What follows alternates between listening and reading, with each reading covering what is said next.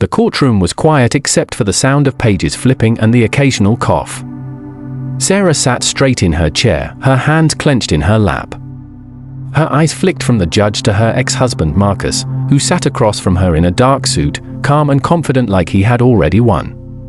Marcus cleared his throat. "Your Honor, I'm deeply concerned about my daughter's safety. Sarah has been struggling with her mental health. She's unstable. I've brought journal entries and audio recordings that show she's not in the right state of mind to care for a child." Sarah's eyes widened. "What journal entries? What recordings?" She hadn't written anything like that. Not recently.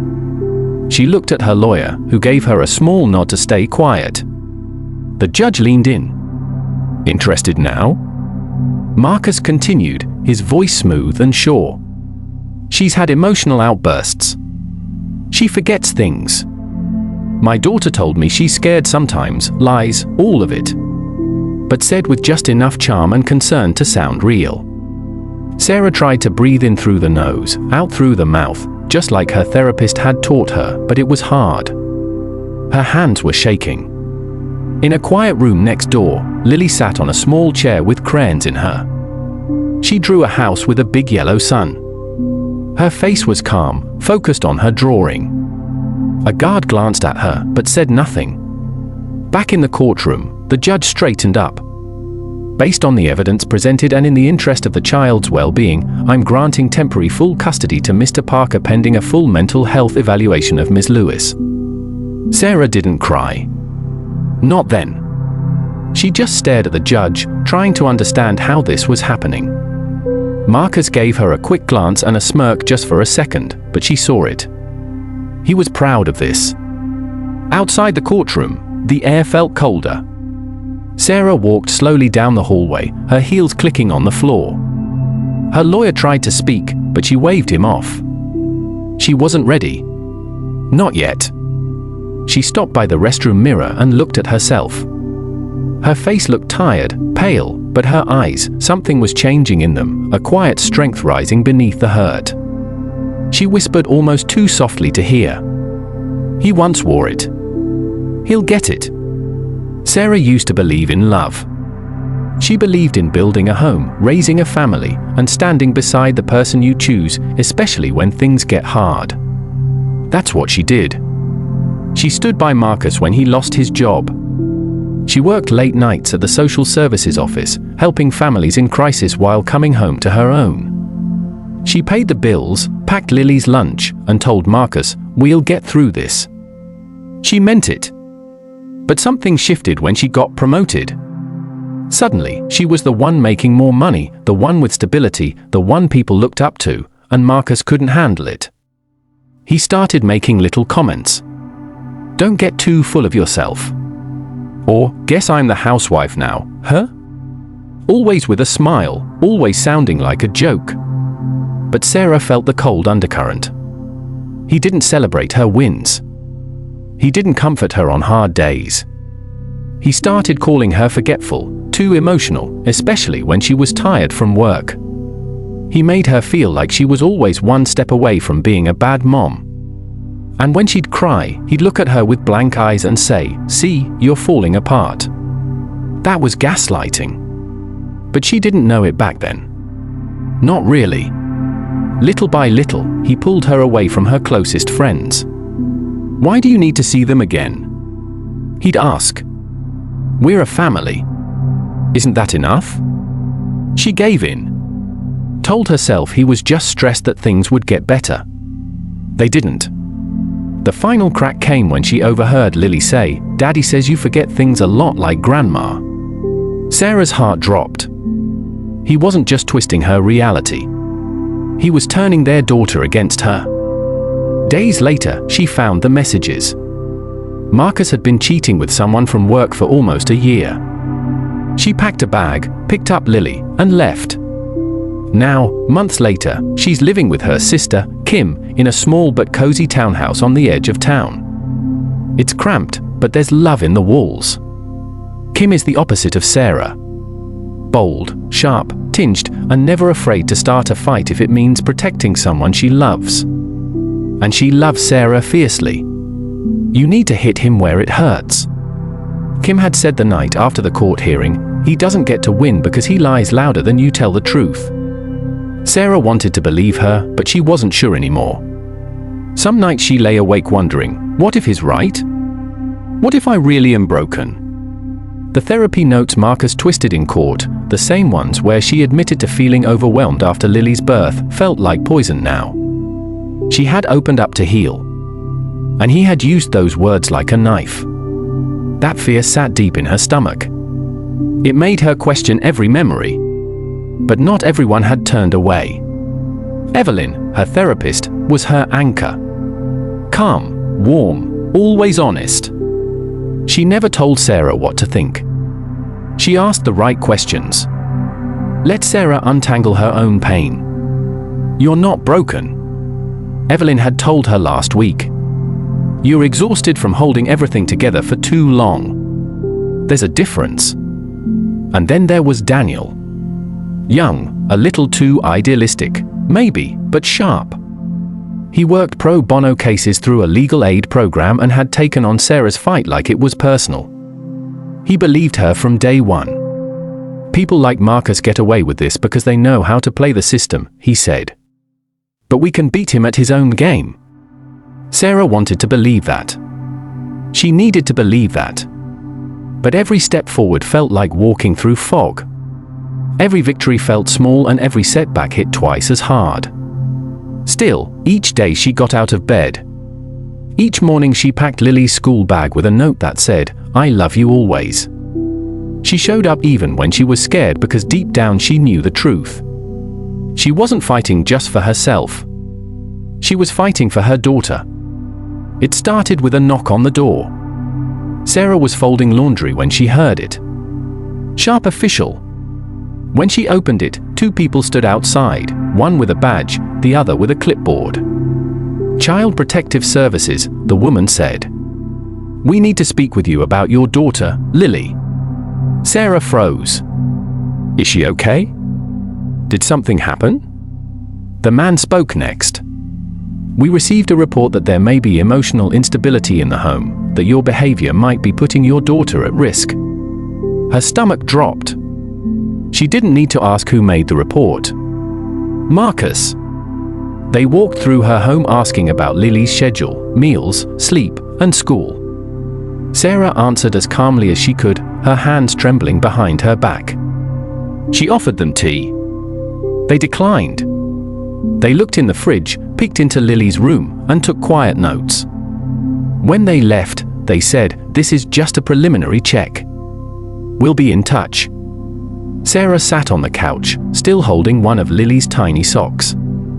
Her heart was pounding. Tears threatened, but she pushed them down. She called Kim, who cursed loud enough to make Sarah flinch. He called CPS. That's low, even for him. It didn't stop there. The next day, Sarah got a call from Lily's school. The principal said Lily had a panic attack during class. She cried and couldn't catch her breath. When they asked her what was wrong, she said, "Mommy's going to go away." Marcus told the school Sarah had been unpredictable and that Lily was picking up on it. He said Lily was scared of her mother's breakdowns. None of it was true, but the school filed a report just to be safe. Later that week, Sarah's lawyer called. Marcus subpoenaed your therapy records. Sarah couldn't breathe. Her voice cracked as she asked, "Can he do that?" Daniel sighed. He already did. The notes, all those late-night sessions, the crying, the fear, the trauma she had tried to heal from. Now they were all going to be used against her in court. And to make it worse, Marcus had hired a new lawyer. Not just any lawyer, a woman with a reputation for winning ugly cases. The kind who didn't care about truth, only winning. He's saying you're paranoid, Daniel said. Volatile that your therapy records prove you're a danger to Lily. Sarah sat in Evelyn's office 2 days later, staring at the carpet. I feel like I'm drowning, she whispered. He's turning everything I've ever been honest about into a weapon. Evelyn leaned forward, her voice gentle but firm. That's exactly what people like Marcus do. He shows signs of something called narcissistic personality traits. Charming on the outside, cruel underneath. And what he's doing now is textbook Darvo. Darvo, deny, attack, reverse victim, and offender. He's making himself look like the victim while painting you as the one who needs to be stopped. Sarah stared at her. It made too much sense. Evelyn continued, you told the truth in those therapy sessions. That doesn't make you broken. It makes you brave. He's afraid of that. That's why he's trying to destroy you. For a moment, Sarah said nothing. Then she straightened up in her chair. Her voice came out quiet but clear.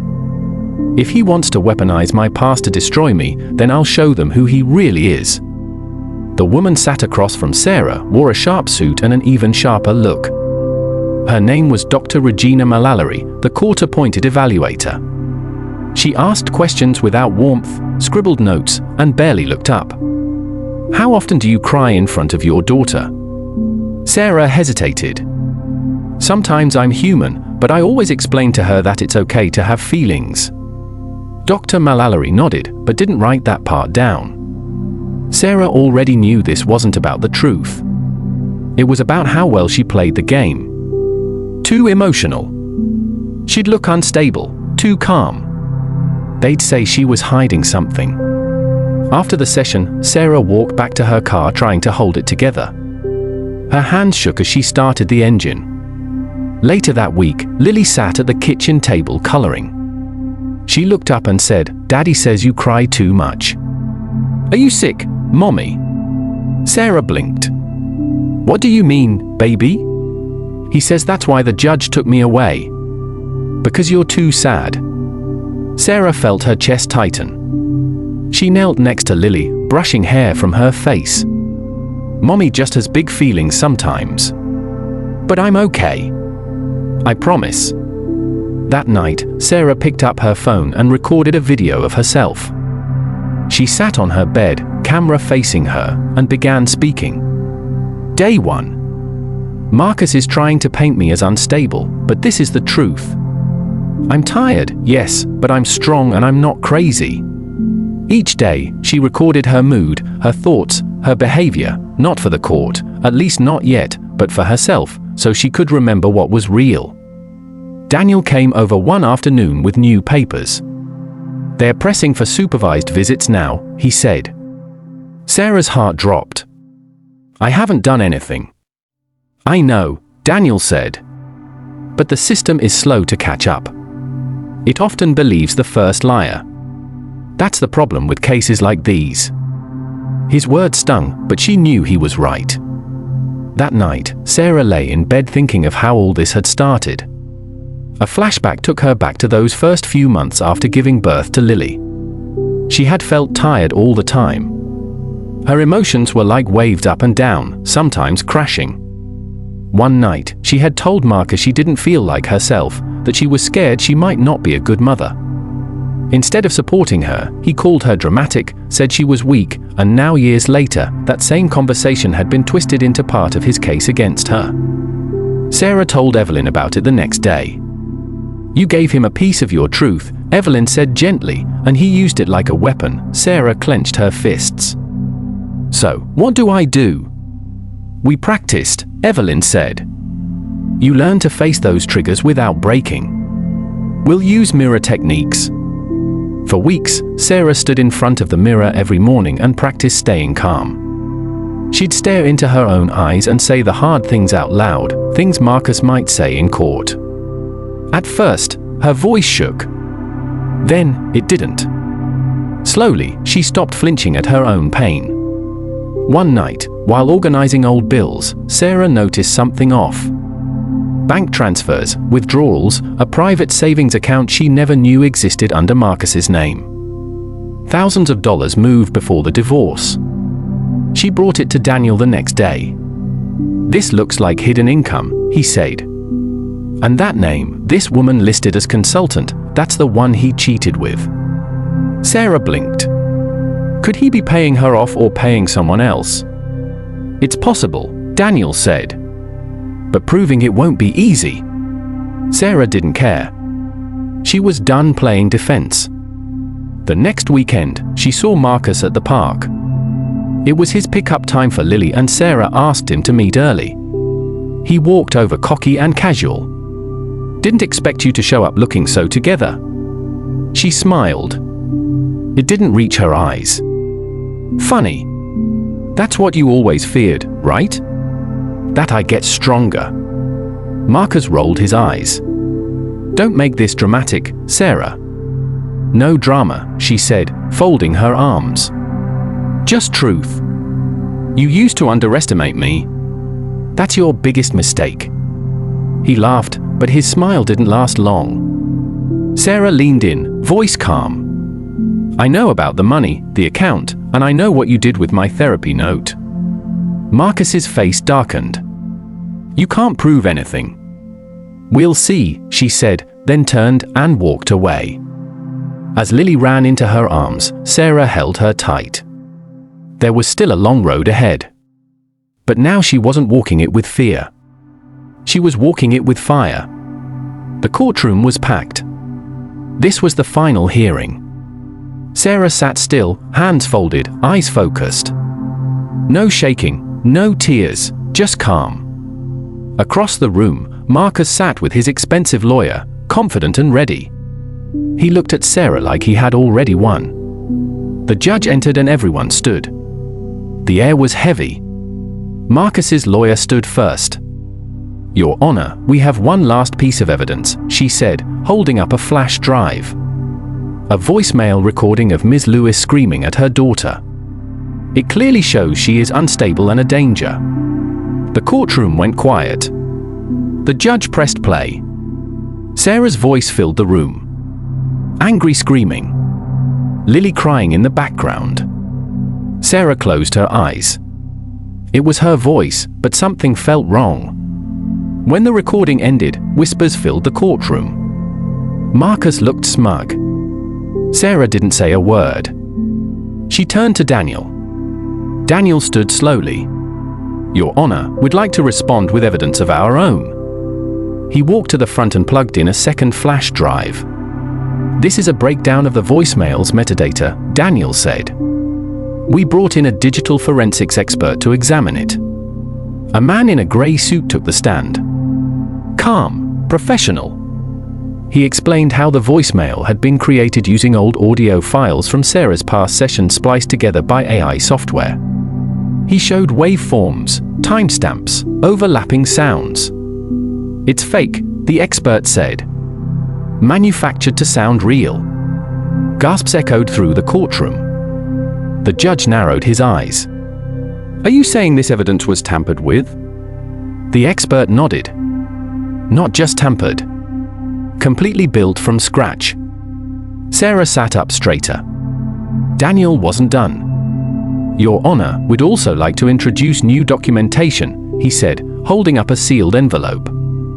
A workplace harassment complaint filed against Mr. Marcus Parker by his former co-worker. The same woman he had an affair with. The judge took the envelope and opened it, reading it silently. Marcus shifted in his chair. His lawyer leaned in, whispering. The judge looked up. "Mr. Parker, do you have a response to this?" Marcus stood. "This is a setup. She's trying to frame me." He looked around wildly. "She's unstable. She's always been. She's tricking everyone." The judge slammed his gavel. Enough silence. Dr. Malalari, the court-appointed evaluator, stepped forward. She spoke clearly. "I've reviewed Ms. Lewis thoroughly. Yes, she has experienced trauma, but she shows no signs of any mental condition that affects her parenting. In fact, she's actively healing. I believe she is a capable, loving mother." Marcus's face went pale. Sarah stood. She looked at the judge, her voice strong. "I went to therapy to heal. I admitted I was struggling because I wanted to be better for myself and for my daughter. If having feelings and seeking help makes me crazy, then maybe we need to redefine sanity." The courtroom was silent. The judge nodded slowly. "Thank you, Miss Lewis." He paused for a long moment before speaking. "In the best interest of the child, I am granting shared custody. However, primary residence will be with Ms. Lewis. Mr. Parker will undergo therapy and parenting classes before unsupervised visits can resume." Sarah felt her heart rise. She didn't cry. She just closed her eyes for a moment and let the relief sink in. Marcus slumped in his chair, speechless.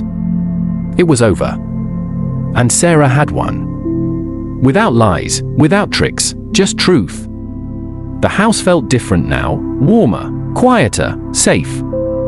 Lily slept soundly in her bed, arms wrapped around a stuffed bunny, the same bunny she used to cling to when the world felt uncertain. Now her breathing was soft and steady. No nightmares, no waking up crying, just peace. On the fridge was a new drawing, crayon lines, and big bold letters, a stick figure with curly hair holding a heart-shaped shield. Above it, Lily had written, "Mommy is a hero." Sarah smiled every time she passed it. Mornings were slower now. Lily laughed more. She danced in the living room while Sarah made breakfast. They played music again. Sometimes they sang loud and off-key just because it felt good. Marcus was still part of their lives, but from a distance, supervised visits at a child center. A counselor sat in the room while Lily and her dad played with puzzles or read books. He tried to be charming, but Lily seemed cautious. She no longer repeated his words without question. Sarah didn't get involved. She let Lily make up her own mind. One afternoon, Sarah sat at her desk in the corner of the living room. A microphone, laptop, and a small recording in progress sign made it look official. She clicked the record and began. "Welcome to Seen and Heard, a podcast for anyone who's ever been silenced, dismissed, or made to feel small. My name is Sarah, and this is where we reclaim our voices." The words came easily now. She shared her story piece by piece. Not just the pain, but the strength, the fear, and also the courage it took to fight back. Each week, more people listened. Women emailed her. Some cried. Some thanked her. One message read, "You made me believe I could take my power back, too." Daniel called her one day after a court appearance. "I had a client who almost gave up. I told her about you. She's fighting now." That's 3 people you've helped already just by being you. Sarah didn't know what to say. She just smiled, eyes misty. A few days later, she walked into Evelyn's office, but this time not as a client. She held a small bouquet of wild flowers. Evelyn stood when she saw her. "Sarah," she said warmly. Sarah handed her the flowers. "I just wanted to say thank you." Evelyn placed them in a vase, then sat across from her. "You look lighter," Sarah nodded. "I feel like I can breathe again." There was a pause. Then she said quietly, "I found my voice. I didn't even know I had lost it." Evelyn smiled. "You didn't lose it. You just forgot how strong it was." They sat for a moment in silence. No rush, no fear, just peace between 2 women who knew what it meant to heal. Outside, the sun was setting. The sky was soft with gold and pink. And for the first time in a long time, Sarah walked away feeling whole. The sun was warm against Sarah's skin. A soft breeze moved through the trees as families laughed and played around the park. She sat on a picnic blanket, watching Lily run across the open field. The kite in Lily's hands danced high in the sky, catching the wind with every step she took. Her laughter echoed through the air, light full of joy and free. Sarah leaned back, arms resting behind her. She closed her eyes for a second just to take it all in. The sound of birds, the smell of fresh grass, the feeling of peace that had taken so long to return. Beside her lay an open journal. Its pages were worn, filled with late-night thoughts and quiet battles no one else could see. She picked it up, turned to a blank page, and wrote just one line. "I am not broken. I was forged." She looked at the words for a long moment. Then she set the pen down. A soft smile spread across her lips. Not the kind that comes from forgetting, but the kind that grows from knowing. Knowing you've been through fire and come out stronger. Sarah watched as Lily's kite soared even higher, rising into the blue sky. The wind carried Lily's laughter across the field, wrapping around Sarah like a promise. She didn't need to say anything. She had already said enough.